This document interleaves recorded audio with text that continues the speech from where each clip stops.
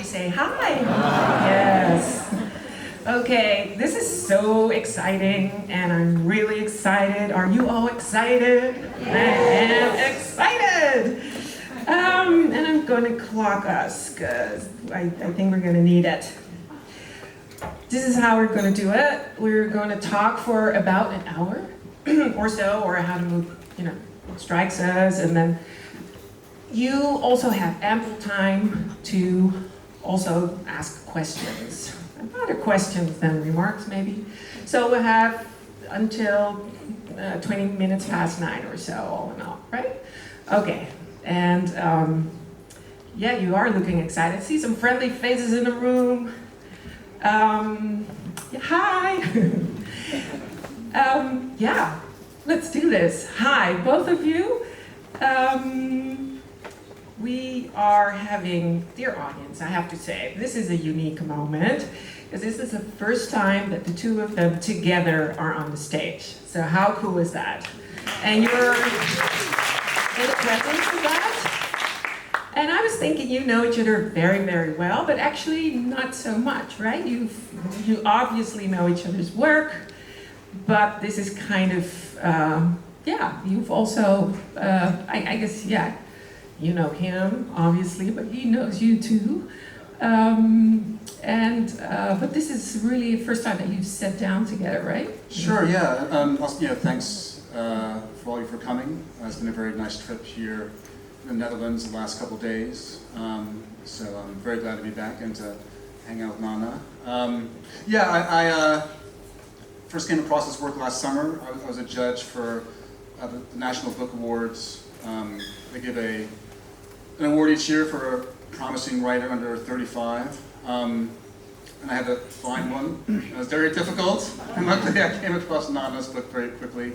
It hadn't come out yet, and it was very exciting to discover this new voice. And he was one of 5 people who got the award for being a talented light in America. And so it's great to be here with him tonight. And what was it like for you to get accolades by Colson Whitehead, no less? Very big deal. I'm probably gonna name my firstborn Colson now. Yes, you should. No, it was like that was a big deal for me. It's, a writer like Colson Whitehead, when I do events by myself and I see people there, I make a joke like, are you guys here for me, or is like Colson Whitehead doing something right after this, And so it's kind of crazy to actually be on the same stage with, one of the kind of realists alive doing it. So it's a huge honor for me, but getting the award was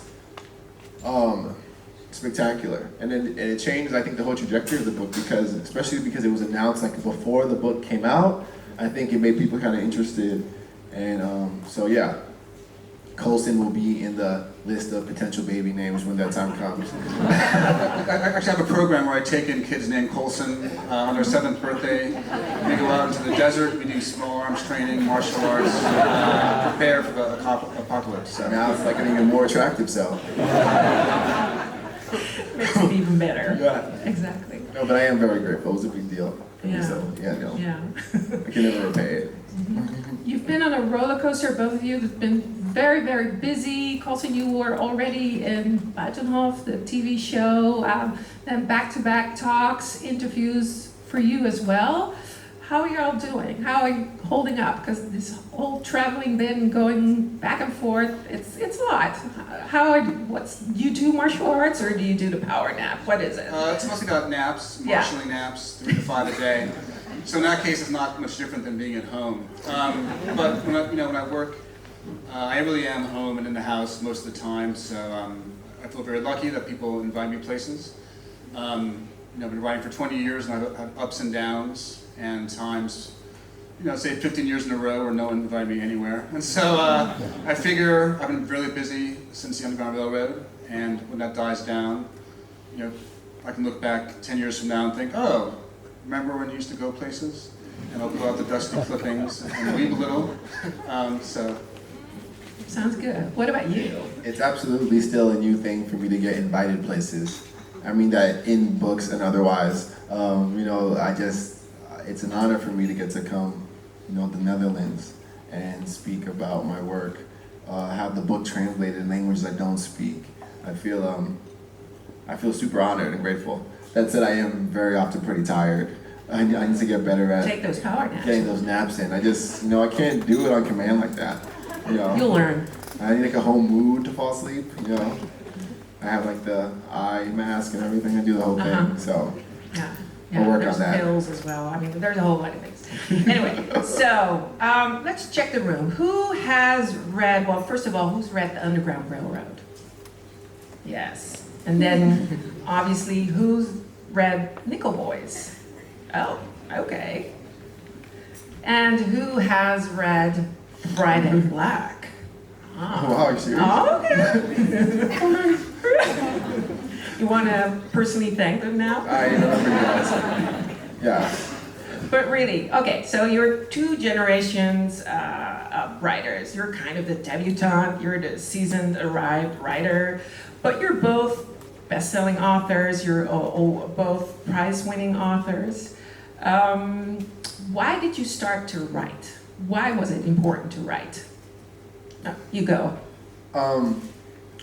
I think I really liked writing, and the reason I came to it was something I could do that actually people couldn't take it away from me. The library is free. I can always grab one of my. I used to be able to grab one of my father's yellow legal pads, and it was something I could do no matter what. I grew up in a house where reading was cool, and so me and my friends, we read a lot, but the actual writing was something for me to do. I think I could kind of get some of that escapism kind of thing, when the circumstances around me weren't my favorite. I could sort of dive into a world I had created, and I just liked knowing that this was something that I was producing, that I could produce forever. And I think pretty early on, just because of things that happened, I was sort of skeptical of material things that someone could take. And I felt like writing wasn't that. And so that's when I kind of got first into it, but it was a good while later that I realized human beings like me actually made books in the library. I think there was a disconnect there because I had never seen an author in real life. I didn't know that was something that anyone could do. But I think initially it was just, this is something I can do. It's fun for me. It feels right. And there's no way for someone to just, there's not a bill I have to pay to do it. Right. So how much did your mama have to do with all of this? There's a quote from my mom in the beginning of the book that says, how can you be bored? How many books have you written? My mother is like an old Ghanaian woman. And so that kind of, I don't know. She sounds like a wise woman to me. And that was even before I'd expressed any interest in books at all. It was just kind of make sure you're doing something, make sure you're working. But she's a huge part of every part of my life. I wrote a story called Things My Mother Said because it took me a while to understand that she maybe was always saying the things I needed to hear. But I think, sometimes when you're young, you don't really understand, so. Right. Yeah, and you told us when we were having dinner earlier that your dad passed on actually quite recently. Absolutely, yeah, he did, and it's another part of this whirlwind year, thinking about how happy he was for all the stuff to happen is one of the things that is, makes me glad for the way this year has gone. But yeah, it's another side of my life that I'm sort of reorganizing in real time at the moment. Right, yeah, so I guess we're even more happy that you're here still with us. Yeah, thank you so much, I appreciate that. And so Colson, why start writing? You've been writing so much. You've been writing since 1999, I think, right? Sure, that's when 20 years. My first book came out. Right. I wanted to write from a very young age. My perfect afternoon was when I was 7 or 8, was hanging around the living room, reading comic books, watching reruns of Twilight Zone. My mother always bought the annual Stephen King publication, and it would come from, through her hands and my hands, and we'd pass it around. And it just seemed, as a kid, that making up stories about robots or monsters would be a cool way to make a living. If you're a writer, you could work at home, you didn't have to wear clothes or talk to people. And so it was really appealing. So true. And then until I got to college, I wanted to write The Black Shining or The Black Salem's Lot. If you took any Stephen King title and put the black in front of it, that's what I wanted to do. And there have been times when it hasn't gone well, and I've been broke, or someone didn't want to buy this book. And I couldn't really think of anything else I want to do with my life that would be so fulfilling. My parents were very straight and were hoping I'd become a lawyer or something. And there have been times where, like, should I become a lawyer, get a real job, become a vet or something, but I don't like lawyers or animals, so that just leaves writing, so. Yeah.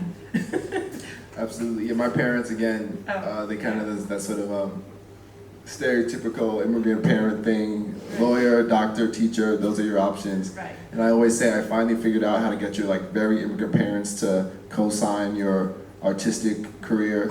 And all I had to do was get a profile in the New York Times, and all of a sudden my parents were like, my son is an artist. He is an artist, They tell everybody. I'm like, this wasn't like this before. Right. Yeah. Yeah, okay. Well, let's go to the two books, Nickel Boys and Friday Black. Let's start with Nickel Boys, Colson. And we're good to, and we're on a first name basis here, so just wanted to point that out. Because Colson, your book, Nickel Boys. I really dreaded getting into the book because I had read a little bit about it and heard obviously a lot about it. It's such a devastating story, and at the same time I knew, like, I'm going to be safe with this story because you wrote it. Somehow I thought you're going to take it away and bring us home, in a sense, with this story. But how did you come across the story to begin with? Sure. It was the summer of 2014, which is a very rough summer in America. We had a wave of police brutality, police killings of innocent black men, recorded on cameras and on cell phones. And Eric Garner, Michael Brown, and I came across the story of Dozier, a reform school where there was physical, sexual abuse for decades. Some kids got murdered. And it had been covered in Florida, where the Dozier school was, but not so much nationally. And it seemed the same way that we have the technology to capture police brutality, but it means that if we're seeing two cases, how many are we not seeing? They just sort of allowed us to see all the things that happen every day that happen beyond our gaze. We have the technology, the same way that a new telescope doesn't discover new stars, it just reveals the stars that have always been there. And it seemed, if there's one Dozier, how many other reform schools were out there that we didn't hear about? How many orphanages, places where children are not protected? And so, if I'd seen the news report 6 months earlier or 6 months later, it might not have stuck with me, but just that summer I felt very powerless, and it always seemed that no one's held accountable. And so, when I started the book, I had two sentences that were sort of the guiding principle. The guilty go unpunished, and the innocent suffer. And I'm glad that you were able to stick with the book even though terrible things happen. To shy away from the violence would be to not be true to what happened. But it really is about the story of these two boys. And so when the first boy gets beaten, we never actually see the instrument coming down. We just know his anticipation, his fear at hearing the sound, the other boys before him going into the room. And once it's out of the way, we can concentrate on Elwood and Turner. So that was always in the foreground, not so much the atrocity, but how do kids bounce back from that or not bounce back from that. And so Elwood and Turner are your two protagonists. You kind of start to love them quite fast. It's all that you want to know how they're doing and what's happening next, kind of. And very much similar to your earlier book, The Underground Railroad. I was like kind of, oh my God, I have to turn the next page, but I want to turn the next page. It's really, your writing is so captivating, and yet it's done in such a eloquent style that it seems also light almost. But it was important to write it. You're talking about technology, you're talking about, phones that can capture moments, but your technology was basically to write. And so this was a very, very unknown story. And how did you how did you do your research? Because you clearly said you didn't go there, but why did you not go there? But also, how did you do your research of this very unknown story? Sure, I mean, the more research I can do from home, the happier I am, and I was lucky that not have to change. Yeah, right? so some Florida journalists have covered the stories over the years. There are memoirs of some former students, men now in their 60s and 70s. And some of the survivor websites have 2-paragraph, 4-paragraph stories of different boys' life. And definitely I am a stay-at-home person. The more research I can do from home, the happier I am, because when you leave the house, there's so many people, I think is the word, and if I can avoid that kind of interaction, it's usually a good day for me. But you do have to sometimes Hi, everyone. see the real thing, and I was going to go down to Florida to check out the school, and I kept putting it off, and then I would think about going, and I would get a sort of desperate feeling in my chest. And I realized that I felt this overwhelming sense of sadness and rage for my 2 characters. I was bringing them to the story that I'd set out. The course I'd set them out on 18 months before. I felt such rage and sadness for the survivors whose stories were inspiring me. And I realized I wouldn't go down there unless I had a bulldozer and some dynamite to destroy it. So I never went. And then actually a year and a half ago, Hurricane Michael in Florida destroyed most of the buildings. And now if you see them, the place is a ruin. And their sort of terrible inner nature is now written on their outer shell. They look like terrible haunted places. So nature kind of took care of that instead. Would you like to, do you have your, of course Certainly. you're out of it. Yes. Could you maybe read out a little bit? I don't have a lot of upper body strength, so I've had good invention. That's professional there. Yes. Buddy. This section is pretty self-explanatory, so I'll just dig into it. The boys rooted for Griff, even though he was a miserable bully who jimmied and pried at their weaknesses and made up weaknesses, if he couldn't find any, such as calling you a knock-kneed piece of shit, even if your knees had never knocked your whole life. He tripped them and laughed at the ensuing pratfalls and slapped them around if he could get away with it. He punked them out, dragging them into dark rooms. He smelled like a horse and made fun of their mothers, which was pretty low given the general motherlessness of the student population. He stole their desserts on multiple occasions, swiped from trays with a grin, and even if the desserts in question were no great shakes, it was the principle.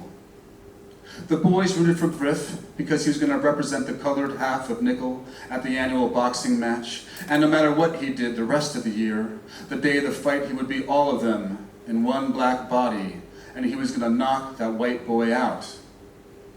If Griff spat teeth before that happened, swell. The Nickel Academy was a reform school for boys, juvenile offenders, wards of the state, orphans, runaways who lit out to get away from mothers who entertained men for money, or to escape rummy fathers who came into their rooms in the middle of the night. Some of them had stolen money, cussed at their teachers, damaged public property. They told stories about bloody pool hall fights or uncles who sold moonshine. A bunch of them were sent there for offenses they'd never heard of: malingering, mokery, incorrigibility. Words the boys didn't understand either, but what was their point when the meaning was clear enough? Nickel. The combat served as a kind of mollifying spell to tide them through the daily humiliations. The colored boys had held the boxing match for 15 years, since 1949. Old hands on the staff remembered the last white champion and still talked him up. Other things from the old days they discussed less often. Terry, Doc Burns, had been an anvil-handed good old boy from a musty corner of Sewanee County, who'd been sent to Nickel for strangling a neighbor's chickens. 21 chickens, to be exact, because they were, quote, out to get him, unquote. Pain rolled off him like rain from a slate roof. After Doc Burns had returned to the free world, white boys who advanced to the final fight were pikers, so wobbly that over the years, tall tales about the former champion had grown more and more extravagant. Nature had gifted Doc Burns with unnaturally long reach. His legendary combo had swatted down every comer and rattled windows. In fact, Doc Burns had been beaten and ill-treated by so many in his life, family and strangers alike, that by the time he arrived at Nickel, all punishments were gentle breezes. This was Griff's first term in the boxing team. He'd arrived at Nickel in February, right after the graduation of the previous champ, Axel Parks. His emergence as the baddest brother on campus had made him Axel's natural successor. Griff was a giant, broad-chested and hunched like a big brown bear. His daddy, it was said, was on a chain gang in Alabama for killing his mother, making his meanness a handed-down thing. Outside the ring, Griff made a hobby of terrorizing the weaker boys, the boys without friends, the weepy ones. Inside the ring, his prey stepped right up so he didn't have to waste time hunting. Like an electric toaster or an automated washing machine, boxing was a modern convenience that made his life easier. The coach for the color team was a Mississippian named Max David, who worked in the school garage. He got an envelope at the end of the year for imparting what he'd learned during his welterweight stint. Max David made his pitch to Griff early in the summer. "My first fight made me cockeyed," he said, "and my farewell fight set my eyes right again. So trust me when I say this sport will break you down to make you better, and that's a fact." Griff smiled. He pulverized and unmanned his opponents with cruel inevitability throughout autumn. He was not graceful. He was not a scientist. He was a powerful instrument of violence, and that sufficed. Given the typical length of enrollment at Nickel, most students were only around for 1 or 2 fighting seasons. As the championship approached, the boys had to be schooled in the importance of those December matches. The prelims within your dorm, the match between your dorm's best guy and the best sluggers from the other 2 dorms, and then the bout between the best black fighter and whatever chump the white boys put up. The championship was their sole acquaintance with justice at Nickel. Trevor Nickel had instituted the championship matches in 1946, soon after he came on as the director. Nickel had never run a school before. His background was in agriculture. He made an impression at Klan meetings, however, with his impromptu speeches on moral improvement, the value of work, the disposition of young souls in need of care. The right people remembered his passion when an opening came up. His first Christmas at the school gave the county the chance to witness his improvements. Everything that needed a new coat of paint got a new coat of paint. The dark cells were briefly converted to more innocent use, and the regular beatings relocated to the small white utility building nicknamed the White House.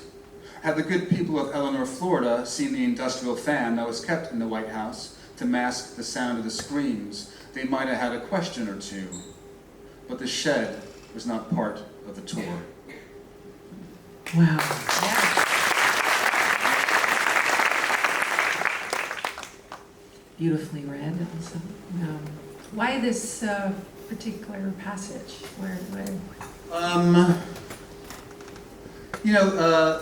A lot of the kids, as I sort of said in that passage, are not necessarily juvenile delinquents, and even if you were a bad kid, what you get sent there was pretty random, skipping school, some vandalism. If you were an orphan, if you were ward of the state from a broken home, they'd send you there, and the reason that the abuse went on for so long is that no one really cares about poor people.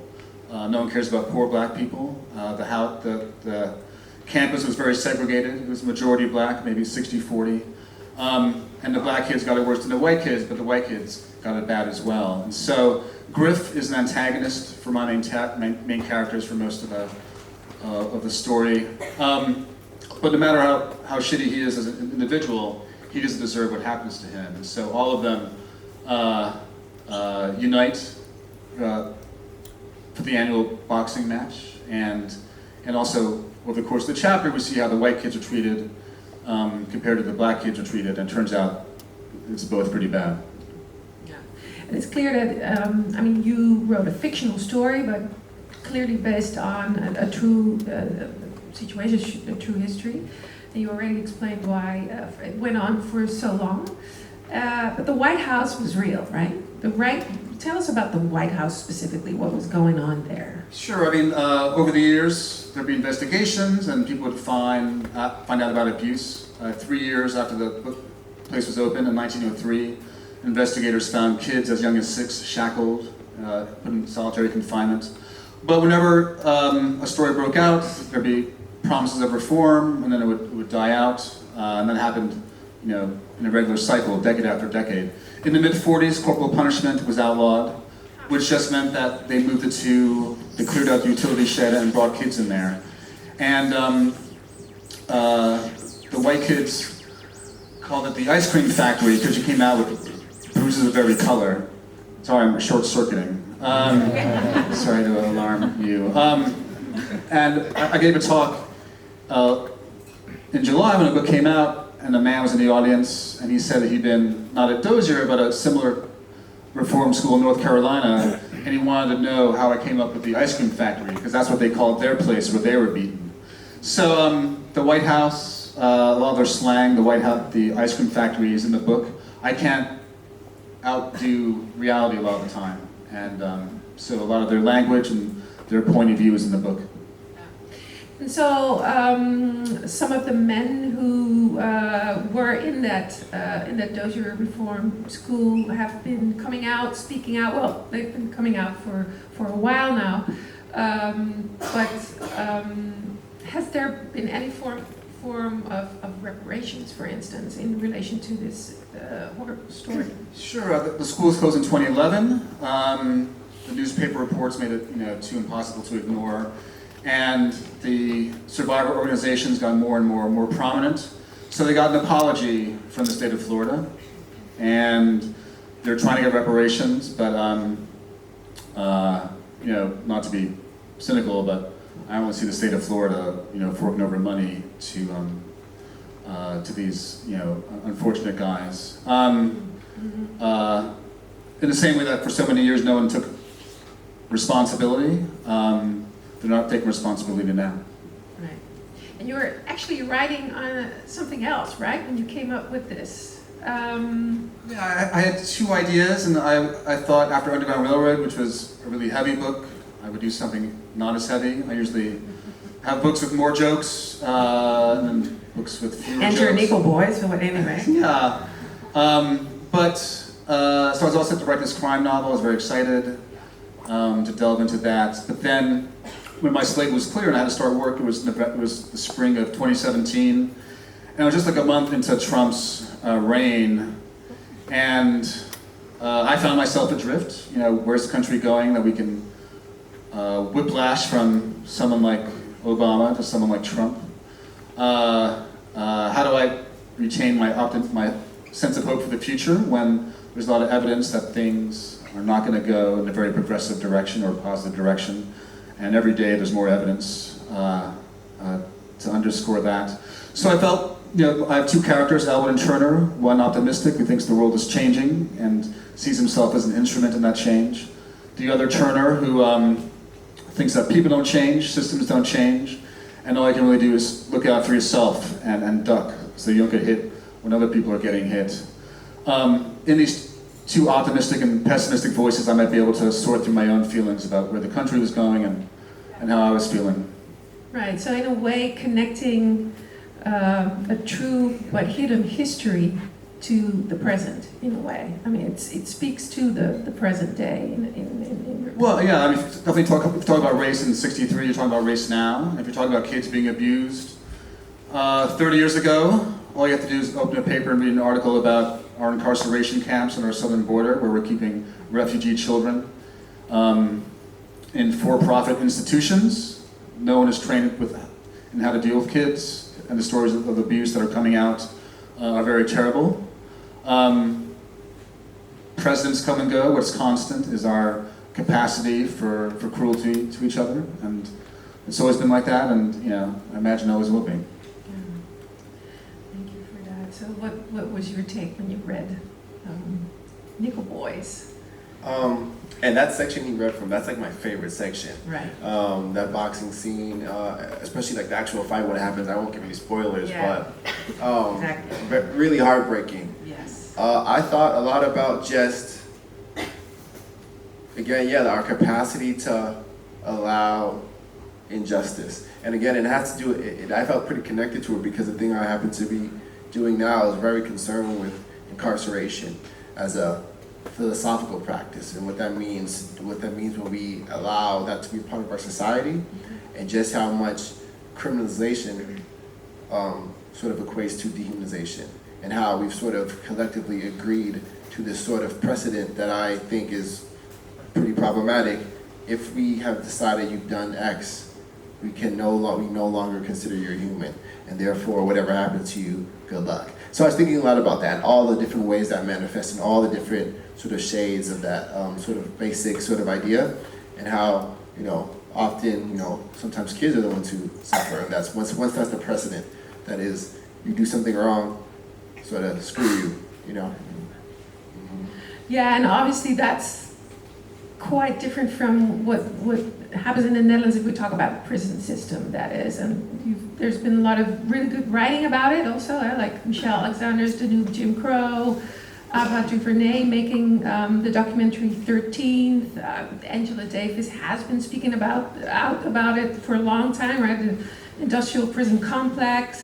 I mean, you're walking down the street, down Peter Blah Blah Street, and like, how did Peter Blah Blah make his money? Trading. 300 years ago, well, what do you trade? Goods, Yeah. these People. living goods. Right. Where Just did the money come from to make the city halls here in the United Right. States? Right. To pave the streets, the monuments and parks. The money came from somewhere, and it's often the blood of people who had the unfortunate encounter with the people whose streets are being named after them. Exactly. And Yes. yes. Yeah. Yes. You just came from South Africa, I did just come from South Africa, and it was. and you sell some Dutch history there. Yeah. Well. So I did a panel similar to this one with someone who themselves had been displaced by apartheid, who basically spoke about how his relationship towards death as a writer and as a person has been warped by just how much of it he's seen as a child and throughout his life. And so, several people there, they know the different, whether it's Dutch East India Company and what that led to and all these different things, and these settlements that came to Cape Town. I was in Cape Town specifically, and the origin of even the language Afrikaans, and so like all that's come over throughout history, and that still has immense repercussions now. So I think when you go somewhere like South Africa, you really do get a sense of like these sort of reverberations and the impact of all types of countries, including the Netherlands and many others, of that sort of the colonial imperialism and all these things that have sort of shaped the world we live in today. Let's go to your book and why it's such a good book. And Colson, you kind of helped out getting that book out there, in the sense that why did you like the book? And you talked about it in the beginning already. Yeah? You basically said, well, he should be nominated for 500 for 35, right? Which is kind of a big deal, right? If you're up there, then you get a lot of airplay, right? But why this book? It was just startling. I mean, it's always just a wonder when you've never heard of somebody, and then you know nothing about them or what the book is about, and then from the first page, you're hooked, and you know that you're in the company of someone who knows what they're doing, who has a vision, and you're going to be deeply rewarded by hanging out with this person page after page. So it was lovely just to read the first story and it's like, oh, that's pretty good. We'll see the second story, and that's really good too. And to go on, and these different worlds that he takes us into. So it was a delight for me, and then delightful to see all the reviews later come out, and Nana get the respect that he deserves for this great book. Well, it's kind of weird to have your second kid named Whitehead, right? But Right. it's almost a shame. I know, I'm saying, like, right? it's too nice. Don't make me, like, start crying up here. I'll be very embarrassed. No, but you know, take it in. This is you. But for a debutante, you've been through a lot. You've won a prize already. You've been out there. When you started college, you said in one of the interviews you didn't have a laptop yet, and then it's only been 2 years since you got on a plane for the first time. There's a lot of firsts for you here, and in a way, the question obviously also is what's next. But let's first focus on the book itself. It's a collection of short stories. It's completely absurd. Or is it? Because really, you wrote all these stories pre-Trump. Because he's been mentioned already. Like the editor of Atlas Contact told me, like, yeah, when I read it 3 years ago. Hi, Jessica. Hey, Jessica. Thank you, Jessica, by the way. When I read it 3 years ago, it seemed pretty out there, those stories, like, what is he talking about? And the weird thing is, reality is catching up with us, because in a way, it doesn't seem that weird anymore. It doesn't seem that out there anymore. You have this very distinct style. It's very succinct also. You're a great editor, I think, of your own work, cutting and shaving away. Bring us to your stories. Why this book? Thank you, first off. That was very nice. Thank you, Jessica, as well. It's been a growing process, and I mean, these are 12 stories, and for sure, I have 5 times that amount that were very, very bad. And I'm not just saying that like in like the cute way, like actually bad, and I hope that no one ever sees them. But I had to sort of discover like kind of my why, I think.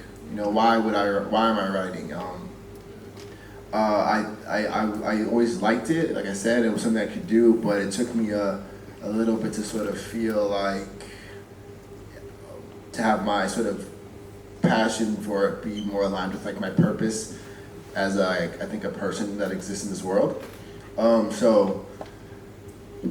I started to feel that when I wrote the first story in the book, The Finkelstein Five, and the way I sort of, now when I write, I kind of look for this particular feeling, and that is one that I discovered when I was in undergrad at SUNY Albany. I was in college when Trayvon Martin was murdered. Trayvon Martin was a young black male. He had just come from the store with Skittles and soda, like a pop, or Arizona iced tea.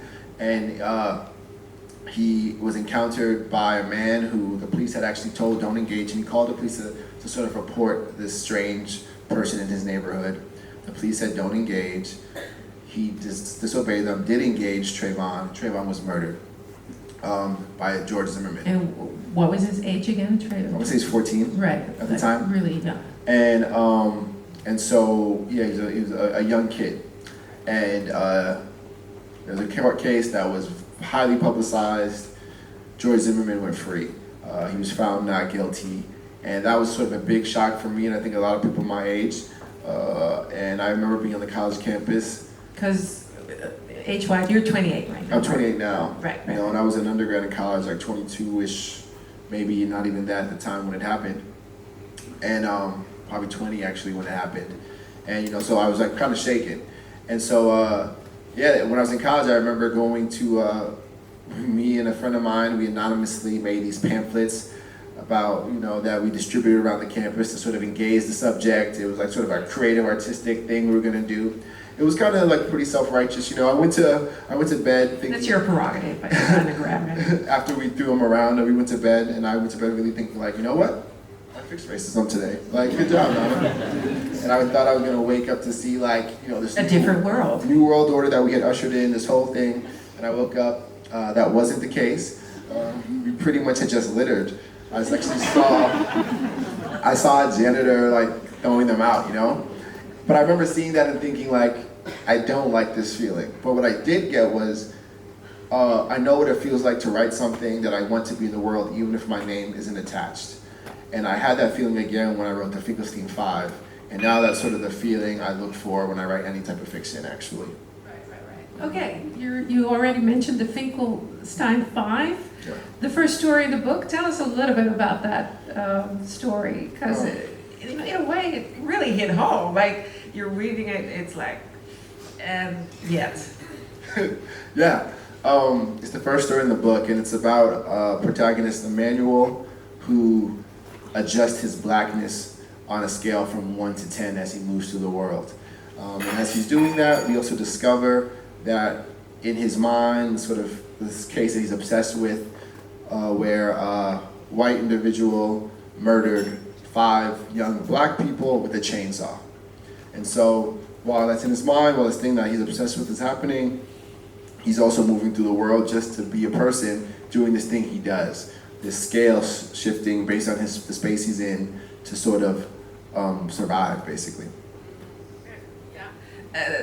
I can't come up with the sentence right now, but there's such a funny sentence, like he was a comfortable 5, mall 5.0 kind of blackness. So he's shifting, he's kind of code switching, right? It's absolutely about code switching. Yeah, tell us for those of us who don't know what code switching is. Basically the sort of adjustment of yourself, your person, and your appearance to sort of fit a space you're occupying. And again, it's very much concerned with the gaze of probably the person or people that are in power of the space you're sort of living in. And so, and I think what's particular in America and maybe other countries about code switching while you're black is your safety, as well as your sort of maybe ability to realize yourself, or your outcomes generally are maybe dramatically and directly affected by your ability to switch your demeanor and code switch. Right, and so if you would code switch and then have this really important interview tomorrow and you're on the phone, how would you sound like then? I mean, I'll show you if I read some of that story, but I have like a voice that me and my friends all know we might use to make it sound a certain kind of way. Right. Yeah, I guess I don't necessarily change my voice that much, maybe the pitch, but I do recognize, and I think a lot of people of color and black folks would as well, have this notion of, being, if you're in a room with a lot of white people who look a little bit afraid because you're there, you really start to work to make them feel comfortable. And so I think a lot of people recognize that. Like there's always this level of, like I'm in elevators a lot with white people. And then this thing of, okay, I have to adjust to make them feel comfortable so they don't feel threatened. Happens a lot. Yeah, and just like and I think the story is really concerned with this sort of exhaustion that comes with having to constantly do that. Having to constantly be thinking about how am I being perceived in this space, and if I do the wrong thing, will I be a threat? There's a couple of stories where clothing, it plays a role, consumerism. You're also attacking capitalism in a way, I would say. Stuff happening in the mall. Yeah. It sounds like you're in the know. Yeah, I spent a long time working in retail, so if anyone has worked in retail, I'm right here in solidarity with you. Oh, let's check. Anyone in retail here? Oh, nobody dares. Nobody dares. I worked, my first job was at 16 was in a thrift shop. So, Yeah. But that's actually something completely different because that's recycling. Yeah, and I'm sure the culture is a little bit different, but still, it's something, but yeah, I worked in retail for a long time. It's kind of the only real job I've had outside of teaching at the university, or being a grad student teacher or whatever. I worked in a couple of different stores. Right. I worked unloading the truck at like a home improvement type of store. Right. And but yeah, I do know about that. I spent Right. a lot of time folding jeans. And while you were folding those jeans, were you thinking of what you would write up? Or? Absolutely. There's just, it's part of the more crushing part of working in that field is the monotony, the how much nothing. The mall at certain times is pretty active, but at 9:30 to 2:30 in the morning, and morning afternoon is pretty dead, and you're kind of just there. And I was in a big sort of warehouse style store, like a store that almost looked like a warehouse, how big it was, and you're just kind of standing there trying to act like you're doing something a lot of the time. But I did have a lot of time to think, and I would spend a lot of my time thinking about something I would do once I got home, and I would take the bus home, and then I had to walk home, and I would sort of like, that would be almost, getting to right when I got home would almost be like the energy to kind of keep me going, you know. I'd be like almost in a rush for it, because sometimes I would get a good idea while I was there, or a good idea would strike me based on something crazy that somebody who wanted like a shirt did, and I would try to like get something down from it. Yeah, and it almost, and the title of the book actually refers to one of those stories, right? Friday Black is a play on Black Friday, and Yeah. obviously we don't have a Black Friday, but we have a lot of moments in time that we have sale or mid-season sale or so this or so that. And in the Netherlands we have actually the drie doldwaze dagen. Yeah? This is one of our department stores. They don't do it anymore, I don't think, but I could see that happening there. That, yeah, you run over people, that people are really people in the stores are ill-treated basically, and people go crazy. People start fighting over that particular sweater, cashmere sweater, whatnot. It's I worked in the mall kind of during like the early the 2010, 2009, like the height of Black Friday. It's kind of died down a little because of online shopping, not because people's hearts have changed at all, but it's just easier and safer to click on Amazon. You can stay at home. I've for sure seen, but in real life I've seen like someone get stepped on for jeans, you know? And I was like 16 thinking like, I don't think this is right, but everyone around me is kind of encouraging it, so I don't know.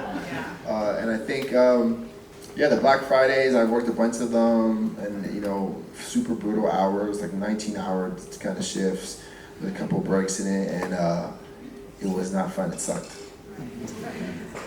And in your Friday Black, when you turn it around, people actually get killed. Right? Yeah, so in the story Friday Black, the titular story, I learned that word at a conference, so I like to say it a a lot. I love it. Say it again. The titular story, wow. Friday Black, meaning it's the story of who the book gets its title from.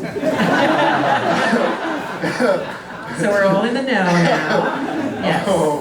It's about a young worker in retail on Black Friday in the mall, right. And it's basically that the Friday heads or the shoppers are like rampant zombies, and they will kill if needed, and they kind of speak in like type language. But the sort of special thing about our protagonist is he understands that even if they're like foaming at the mouth and beating their chest, they're really saying like, my son only wants this one thing, and I only have him on Christmas. So I really want to feel like a father, so I need to get this thing for him.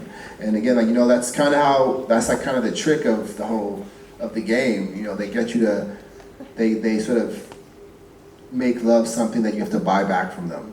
And so that's something you have to purchase from, you know, they own it. So if you love your kid, right? Are you not gonna get him this Tickle Me Elmo? You know? That was like a big thing in America when I was younger, this like Elmo that you could tickle.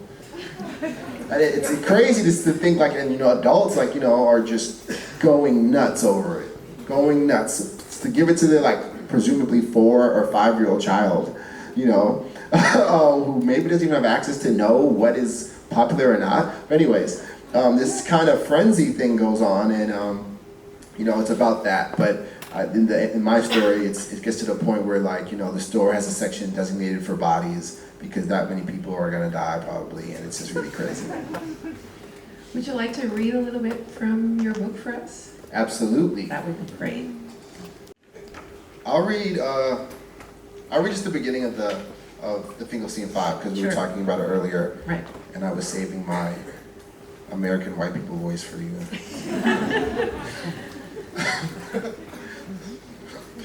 I just feel like you're saying anything. Yeah, you can. This story is called The Finkelstein 5. I'm going to read just the beginning of it. Fila, the headless girl, walked toward Emmanuel, her neck jagged with red savagery. She was silent, but he could feel her waiting for him to do something. Anything. Then his phone rang and he woke up. He took a deep breath and set the blackness in his voice down to a 1.5 on a 10-point scale. So here's my impression of American white people. Hi there, how are you doing today? Yes, I did recently inquire about the status of my application. Well, all right. Okay. Great to hear. I'll be there. Have a spectacular day. Emmanuel rolled out of bed and brushed his teeth. The house was quiet. His parents had already left for work. That morning, like every morning, the first decision he made regarded his blackness. His skin was a deep, constant brown. In public, when people could actually see him, it was impossible to get his blackness down anywhere near a 1.5. If he wore a tie, wingtip shoes, smiled constantly, used his indoor voice, and kept his hands strapped and calm at his sides, he could get his blackness as low as 4.0.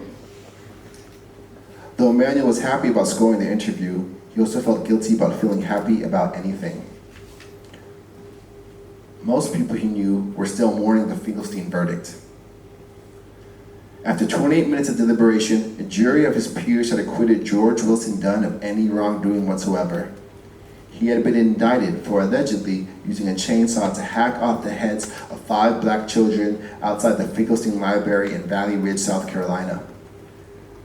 The court had ruled that because the children were basically loitering and not actually inside the library reading, as one might expect of productive members of society, it was reasonable that Dunn had felt threatened by these 5 black young people, and thus, he was well within his rights when he protected himself, his library-loaned DVDs, and his children by going into the back of his Ford F-150 and retrieving his Haltech Pro 18-inch 48cc chainsaw. The case had seized the country by ear and heart and was still, mostly, the only thing anyone was talking about. Finkelstein became the news cycle. On one side of the broadcast world, anchors openly wept for children who were saints in their eyes. On the opposite side were personalities like Brent Kogan, the ever gruff and opinionated host of What's the Big Deal?, who had said during an online panel discussion, yeah, they were kids, but also fuck niggers. Most news outlets fell somewhere in between. On verdict day, Emmanuel's family and friends of many different races and backgrounds had gathered together and watched the television tuned to a station that had sympathized with the children who were popularly known as the Finkelstein Five. Pizza and drinks were served. When the ruling was announced, Emmanuel felt a clicking and grinding in his chest. It burned. His mother, known to be one of the liveliest and happiest women in the neighborhood, threw a plastic cup filled with Coke across the room. When the plastic fell and the soda splattered, the people stared at Emmanuel's mother. Seeing Miss John that way meant it was real. They lost. Emmanuel's father walked away from the group, wiping his eyes, and Emmanuel felt the grinding in his chest settle to a cold nothingness. On the ride home, his father cursed. His mother punched honks off the steering wheel. Emmanuel breathed in and watched his hands appear, then disappear, then appear, and disappear as they rode past streetlights. He let the nothing he was feeling wash over him in one cold wave after another. And that's the beginning of the story.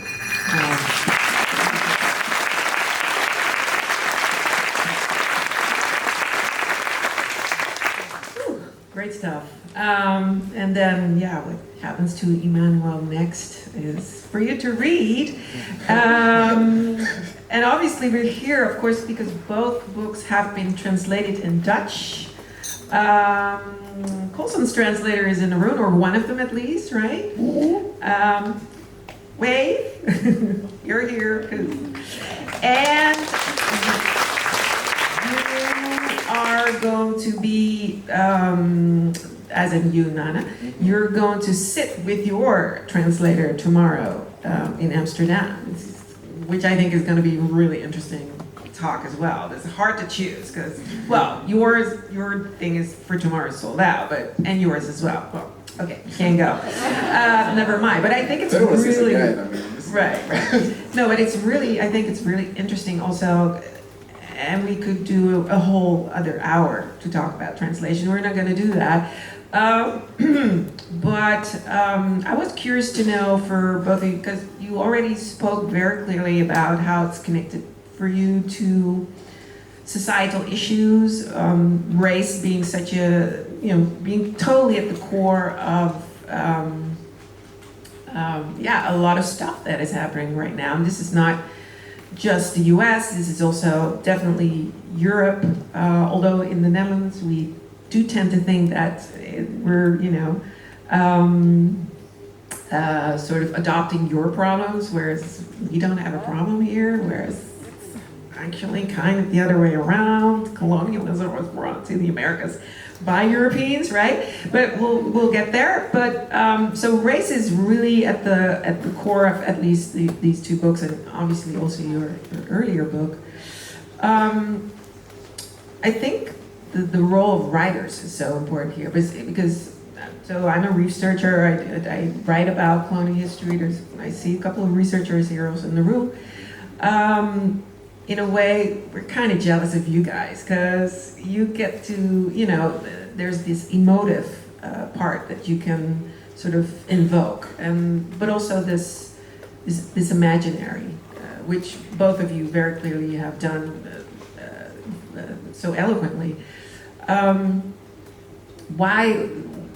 Why is the role of the writer so important? Which is weird for you to speak because you're the writer yourself, but could you maybe say a few words about that? You have any thoughts? I do have some thoughts. I mean, even though maybe like the people who do the historical work and that kind of research work, maybe sort of envious, I think it like works together because I think you guys sort of give us the foundation from which to work from. That is a reality, the truth, the actual truth.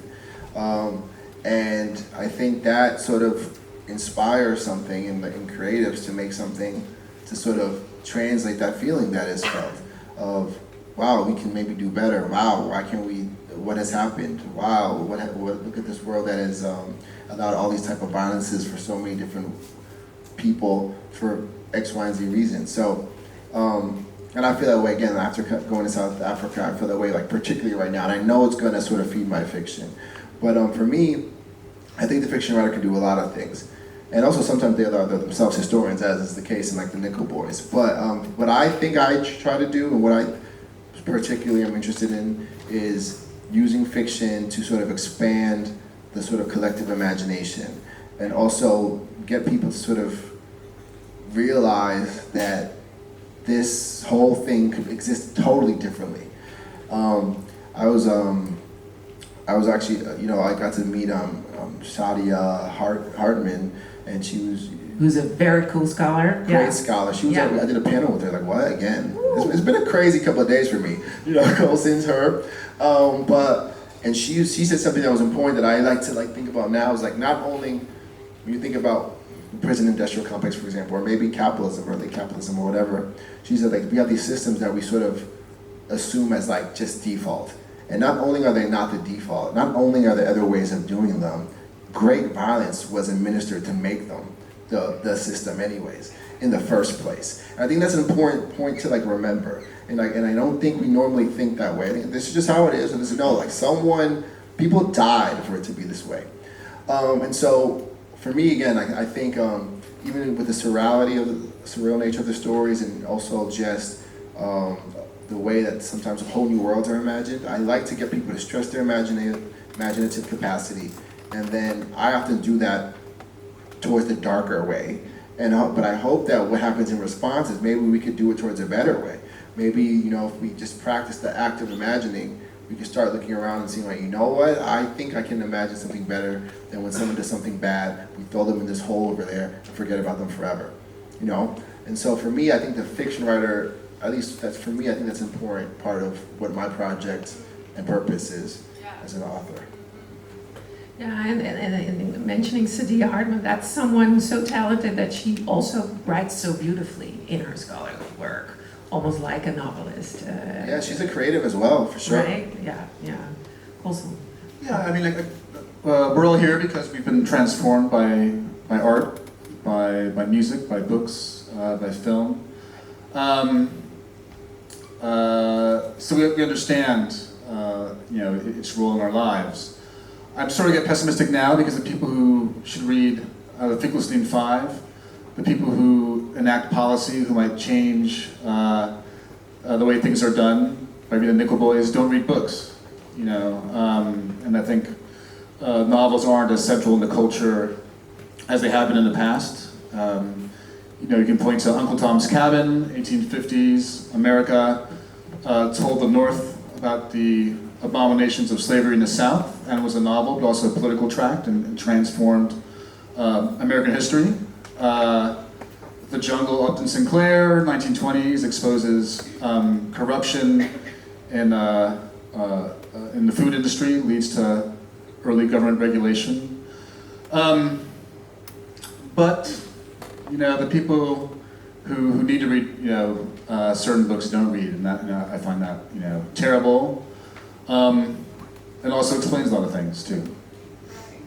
Well, okay, you're right. Did you want to? I was gonna say maybe to watch the movie, at least. Right, and it's better. well, the good thing about your work is there's many good things to say about it, but Underground Railroad is now being filmed. It's Share with us. It's being adapted by Barry Jenkins, who did Moonlight, and Who's seen it filmed? Yeah, right. it's going to be a 10-episode miniseries, so it's very exciting, and they're filming now. We'll wrap in the spring and hopefully come out next summer. And so I didn't work on it. If I was working on that, I would have been the Nickel Boys, and it's really Barry's. Thank you for not doing that. Sure. But I'm very excited. It's one thing to write the book, translate it to the screen is a different sort of thing. In the Underground Railroad, for example, Cora is in an attic for 60 pages. It's very static. That wouldn't work on a TV show. Right. And he, shared some really cool ideas on how to make it dynamic for the screen. And I was like, that's really messed up. And also worked artistically. So I'm excited to see what he does. I had one suggestion that was not picked up on. There's an actor named Walton Goggins in America. He usually plays like a hick. He's a really great actor, but always plays like the evil redneck.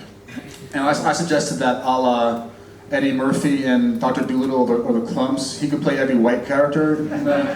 So with makeup, fat suits, he plays like a white old lady, white little kid, just like CGI. So I tweeted that to Barry, but he never got back to me. He was like, sure, we'll think about that. Yeah, maybe. Let me get back to that. Too bad that wasn't picked up. Okay, let's go to the room. Let's see. You've had an hour to think about that one wonderful question, and I see a hand going up there already. You hold the mic, right? Don't give the mic. You know this, right? Okay. Let me hear it. Hello. Oh, and he is giving the mic. Uh-oh. Hi, what's your name? I'm Liz Prieto, originally from Venezuela. I am very interested in the process that you had while you were editing your manuscript. Did you had to cut parts that you really feel like, damn, I really wanted to have this one, and your editors were like, no, you cannot have this or you cannot have that. How is the process with your book? Sure, you have to collaborate with your editor, and like any kind of criticism you get in your life, you listen to it, you get angry and pout, and then 2 days later go back to their notes. I think it's pretty healthy. Sometimes things have to go. With my last two books, I'm a big outliner, so I do think about structure before. I know the beginning and the end before I start, and I'm sort of crazy about that, but everyone has their own way. So I haven't really cut big passages from the last two books because I knew why they had to be in there when I was writing them. With previous books, I had like whole sections of like pages and pages from Zone 1. Maybe I'll recycle it one day or something. But with this one, I think the way I think about lining is that if it's hard enough to find the right words each day, if you don't even know what's happening, it seems twice as hard. So Of course, when I revise, I shave things off, but I don't like cut scenes or things like that because I already know why they're supposed to be there. Right. Thank you. How about you? For me, revision is like the whole thing. Revision is like the bigger part of the process. I'm huge on revision. One of my mentor professors, George Saunders, is like all about revision and kind of instilled that for us. You're very good at it, especially for a first timer. I mean, wow. Well, I mean, I think one thing, and I don't outline because I was doing the short stories, and I was like, I'm never gonna be an outliner. Then I started this novel, and I'm like, okay, I might try the outline. You know, I might try it. But when people suggest cuts, that's my favorite thing. I love cutting stuff down. I'm very, very usually into it. I think the shorter, the better. But that said, I do also, when I get to the stage that I'm working with my editor, which is, for me, pretty late stage, this being my first book, I was, that pouting thing, closing for two. I pouted for like 3 months after the first time looking at my first round of edits, because it felt like an arranged marriage. All of a sudden, this person is who I have to work with, and all my previous sort of editors I had a personal relationship with them for maybe better than a year. Then all of a sudden, this new person, because they bought the book, is like telling me things. I was like, But I actually started to click and gel with my editor when they suggested like, what is the biggest cut I've like ever made in a story, and it made the story much stronger. So I guess there are sometimes moments that happens in my overall, but like if anything, it's when people want me to add stuff, I'm like, I like shaving things down to like really, really the essential. Thank you for that question. Thank you. Great question. Thank you. Anyone else want to try out? There is a hand up right here. Take your time.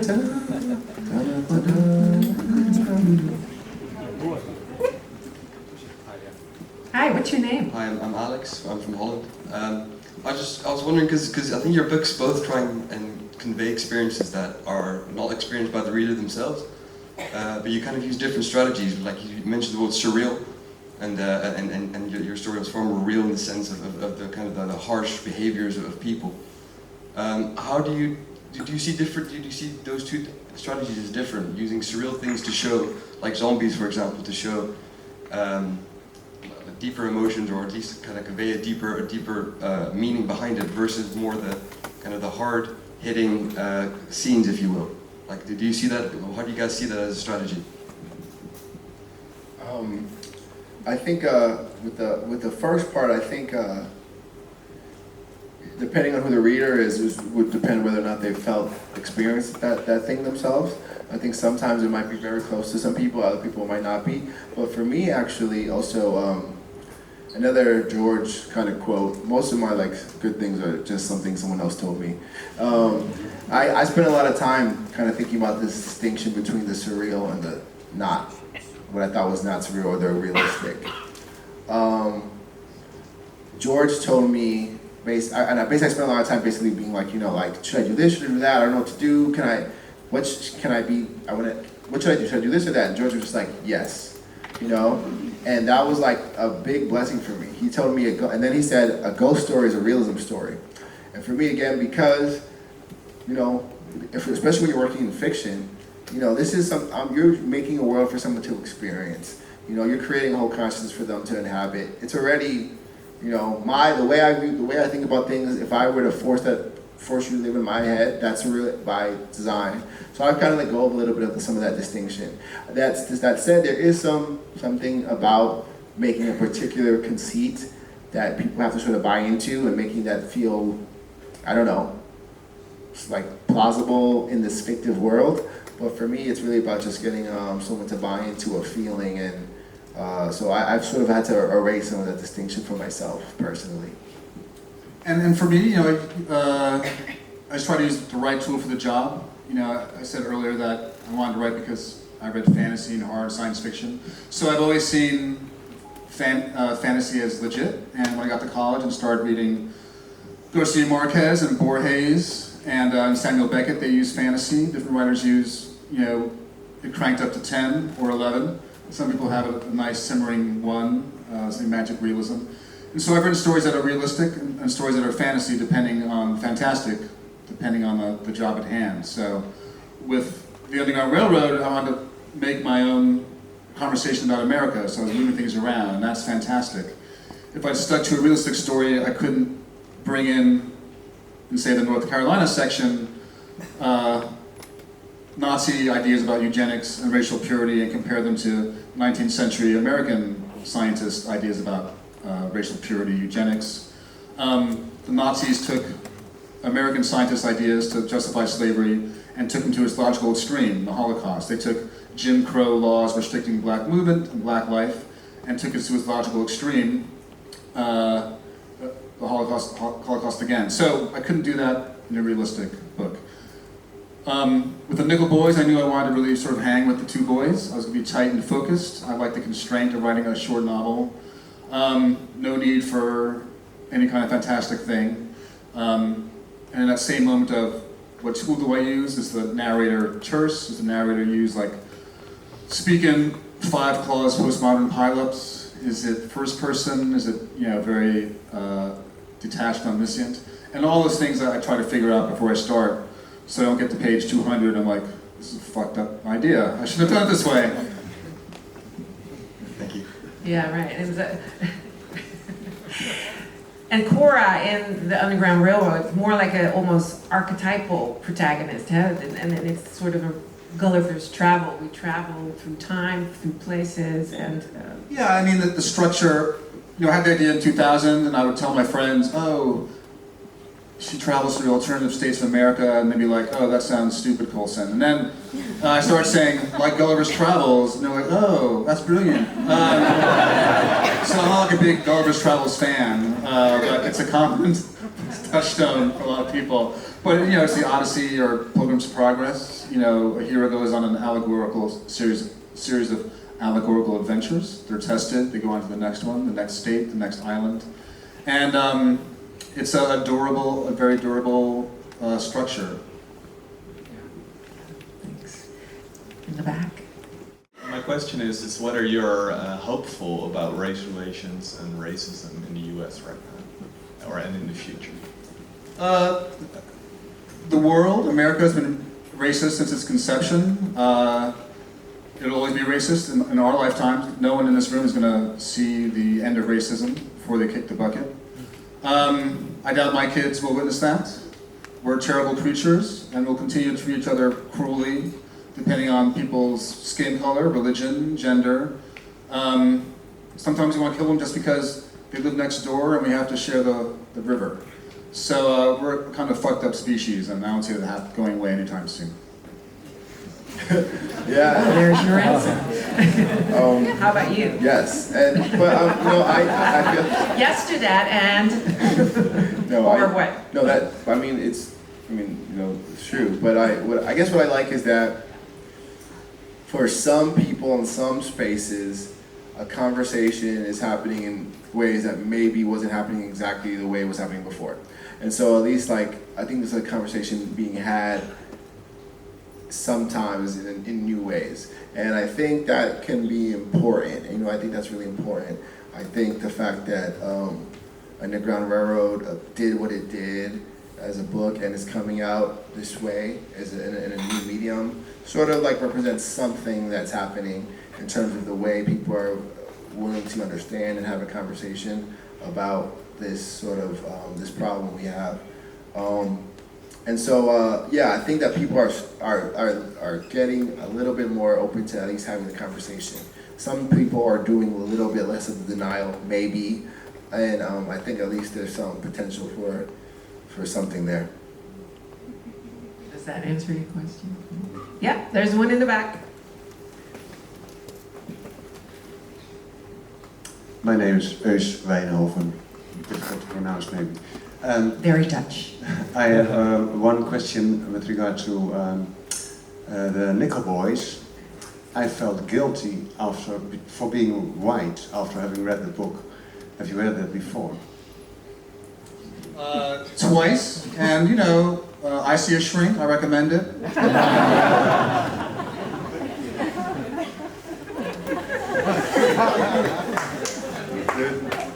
That's a good answer. You wanted to... It's interesting because in the Netherlands 3 years ago, the book Dutch White Innocence came out. Who knows that book? White Innocence? I'm not seeing a lot of hands here. Anyway, it's a non-fiction book. Obviously, it's an academic book. But the writer, Gloria Becker, who's an anthropologist, looks at whiteness as a form of self-representation in the Netherlands, dominant form of self-representation, and a lot of people felt very, very guilty because of that. But also this notion of becoming static because of it, and I think I think people personalize it a lot, right? Whereas you're also talking about systems here, where we all kind of are implicated subjects, if you will. Yeah, I mean, I think you didn't abuse these kids, you shouldn't feel guilty. You should feel guilty if you said something that's racist or were sexist or homophobic in your lifetime. And frankly, we get bad programming from our families, from the culture about sexism and race and religion. And part of growing up and being a human in the world is debugging ourselves from all the bad programming. And maybe it's around race, maybe it's around religion. Maybe it's your idea of what women are and what they can do. And so feel guilty if you're not working on changing your ideas and your received ideas when you're confronted with proof that you've been operating under wrong pretenses, that you've had some bad programming. And I think it's a good project to when we're confronted with something that we did that was fucked up, to say, actually that was fucked up, and I'm going to try and do it next time. Yeah, and just with that initial question, that guilt feeling, if you feel it, that's now maybe think of it as energy to do something. That's a feeling that you have. This world isn't perfect. Now what? Okay. I think and it's similar, just like with whether it's sexism. There's a lot of things that can change regarding that. Let's think about America. I might, as a man, be in spaces where there are no women around, and I see someone saying something pretty sexist. Right? It may not even be just me doing it, but I'm in that space. Just like you'll be like, people may say things in spaces when you're around that they wouldn't say if I was. And so again, like, that guilt is an opportunity to, it's like, I think it's energy now. If that's something you feel, what's going to happen in that space when someone does or says something and you feel that and it was wrong? I think we can take this opportunity to, when we feel that something, okay, I'm part of this privileged group that has sort of dominated over this other group for a long time. And I don't think it's I think it's common, because I get that question. I think my events are like half that sort of general feeling. And I think that my thing is, okay, now what can we do with it? And I think there is something you can do with it. And sometimes it might be, okay, you get to occupy certain spaces with a certain type of voice. And so what do you do with that? If that helps. I'm thinking also of Bell Hooks, who's been saying, like, let's not do guilt, let's talk about accountability, for instance. And in Dutch, rekenschap geven, of verantwoordelijkheid nemen. But yeah, let's do something, like you said, productive with that. One in the back. One in the back, too. Okay, and then, 3. Now the hands are coming in. We have to kind of wrap up, and then, yeah, okay. Keep it snappy. Thank you. My name is Telu. Hi. This is for Nano. Could you tell us a little bit about the writing process that went into Zimmerland? Yes. The inspiration behind it? Yeah, real quick, the story is called Zimmerland. It's about a theme park, or a justice park, in which patrons can come and reenact quote-unquote justice scenarios. What ends up manifesting is the protagonist, who's a black person who works in this theme park, basically gets killed over and over again in this like pretend scenario that these white patrons come and basically get to be like George Zimmerman, who killed Trayvon Martin, over and over again. So when I was writing, and Zimmerland is a take on Zimmerman. Yeah, absolutely, Zimmerland. I sort of not so hidden called out to that guy. So I think I went into like the contained space. Okay, so like there's a lot of things that kind of went into my mind with it. One is I was thinking about my own sort of use of violence in fiction, and I teach a poet named Roger Reeves, and he talks about what sort of tenets you have to sort of consider when reproducing violence artistically. One of them is like implicating yourself, and one of them is not merely reproducing it and being violent. So for me, I try to be very intentional with my violence. So Zimmerland as a story, kind of, for me, it's like the worst thing my fiction can be is a Zimmerland. You know, you want to be purposeful. Then once I had the general idea for this space, this physical space, I wanted, the story kind of became about, okay, this is a black person who's a reasonable person. Why is he working here? Why are you working here, Isaiah? It's kind of like the idea I had for the story. And what he kind of told me, the character told me was, I'd rather get fake killed 1,000 times than one other person have to get for real killed ever. You know, and maybe that we kind of find out when we read the story, maybe that's not exactly the right thing to do, but that's sort of the logic he arrives at. Again, under the sort of forever pressure of capitalism, I need a job, I need to eat kind of thing. But still, that's like sort of broadly the sort of idea that I was trying to go in with to arrive at that story. If that answered the question. Thank you. Thanks for asking it, yeah, because I wanted to, but Great question. running out of time. I saw one or two hands still. Yes. And now we kind of... Hi. Hi, What's your name? I'm Shifali. I'm from India. So I wanted to actually ask you about like strategies about how you deal with racism, because in my country we have the caste system, and although untouchability was abolished in 1947, we still practice, I mean in society it's still practiced, but except that it's now a bit waived, and sometimes it happens that cases come out, and when you point out that, you know, it was casteist, or there was racism or some sort of a caste thing, atrocity going on, you often hear a counter argument that no, and you are being casteist by giving this certain case a casteist angle. And so You are being a racist because you bring up race, is your point, right? Yeah, that's what you are making this about when it is not. And so sometimes you get a bit careful about how you want to approach that, because you do want to highlight the issue, but you don't want to get lost in the noise, you know. So I just wanted to hear your views on that, and how do you deal with racism, and have you faced something like that, and how much time did it take for people to actually acknowledge that, you know, there is something racist about this and we need to deal with it?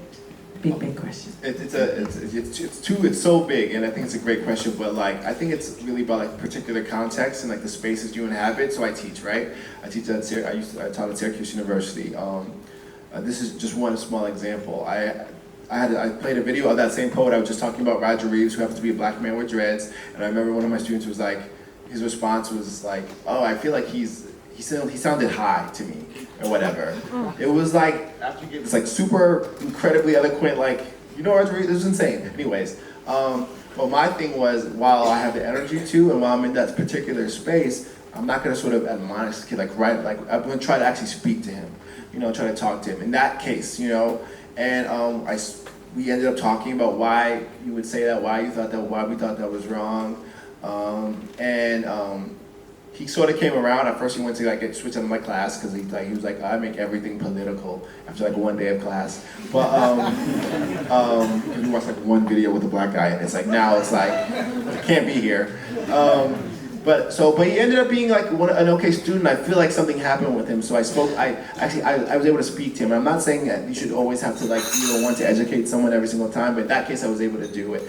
And in other instances, you know, when it's directed at me, you know, you sort of like pick your battles, and I'm kind of in like a self-care, like self-management mode right now.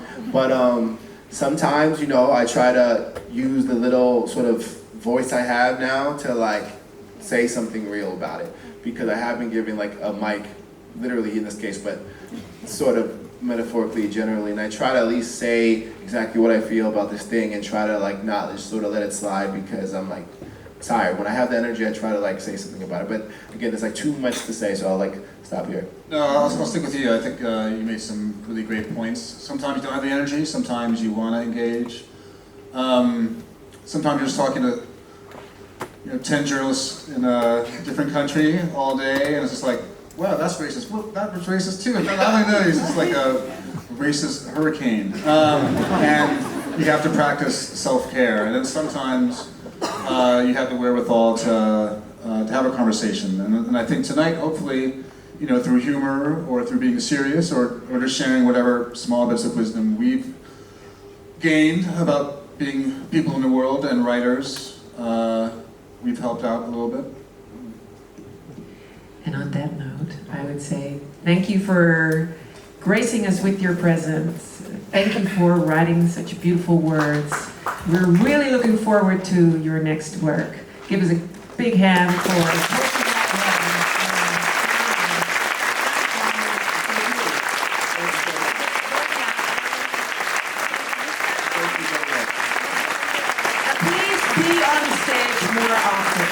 together, because I think we're doing. Can we do a selfie with those people in the back? Can we do that? That would be. Are you good? Yeah. Let's and be happy when we do this, right?